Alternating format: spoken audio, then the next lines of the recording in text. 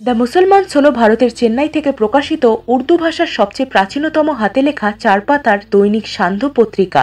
1927 সালে সৈয়দ আজমত উল্লাহ এটির প্রতিষ্ঠা করেছিলেন, যার উদ্বোধন করেছিলেন ভারতীয় জাতীয় কংগ্রেসের মাদ্রাজ সেশনের president doctor Mukhtar Ahmed Ansari. The Times of India এবং ওয়ার্ড ম্যাগাজিন অনুযায়ী দ্য মুসলমানস পত্রিকার বয়স 97 বছর।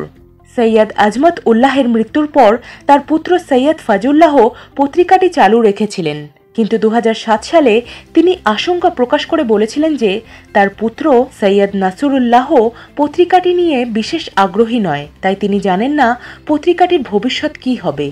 বর্তমানে সৈয়দ আজমত উল্লাহের নাতি 36 বছরের সৈয়দ আরিফুল্লাহ হলেন এই পত্রিকাটির সম্পাদক। তিনি বলেন যে পরবর্তীতে তার সন্তান পত্রিকাটির দায়িত্ব নেবে। তার সন্তানের বর্তমান বয়স 11 বছর। চেন্নাইয়ের বিখ্যাত ওয়াল আজাহ মসজিদের পাশ দিয়ে একটি ছোট্ট গলির মধ্যে 800 স্কোয়ার ফিটের একটি ছোট্ট ঘরে 2টি ওয়াল ফ্যান, 3টি বাল্ব ও একটি টিউবলাইট নিয়ে পত্রিকাটির অফিস অবস্থিত। চেন্নাই, কলকাতা, হায়দ্রাবাদ, মুম্বাই ও নয়াদিল্লি সহ ভারতের বিভিন্ন প্রান্ত থেকে দ্য মুসলমানসের সংবাদদাতারা সংবাদ কালেকশন করে অফিসে পাঠায়। এরপর প্রত্যেক দিন সকাল 10টায় 2জন অনুবাদক অফিসে এসে বাছাইকৃত সংবাদগুলো উর্দু ভাষায় অনুবাদ করেন, আর তারপর প্রায় 2-3 ঘন্টা ধরে ক্যালিওগ্রাফার বা কাতিবরা সেগুলো লেখেন।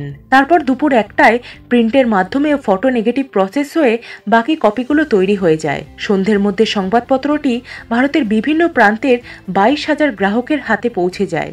এই সংবাদপত্রটির 3জন কাতিব আছেন, আর প্রধান কাতিব হলেন রহমান হোসেইনি, যিনি 1980 সাল থেকে এই পত্রিকার সঙ্গে যুক্ত আছেন, যার বর্তমান মাসিক মায়না মাত্র 2500 টাকা। আর বাকি 2জন কাতিব হলেন সাবানা বেগম ও খুরশিদ বেগম, যারা প্রতি পৃষ্ঠার জন্য 60 টাকা করে পান।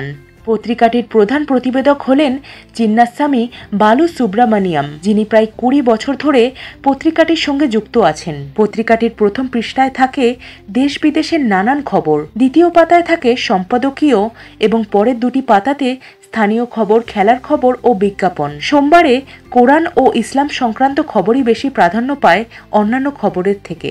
সংবাদপত্রটির অ্যানুয়াল সাবস্ক্রিপশন মাত্র 400 টাকা, আর প্রতিটি পত্রিকার দাম 75 পয়সা। বর্তমানে পত্রিকাটির প্রায় 21 থেকে 22,000 ক্রেতা আছে, আর এটি হলো পৃথিবীর একমাত্র শেষ হাতে লেখা সংবাদপত্র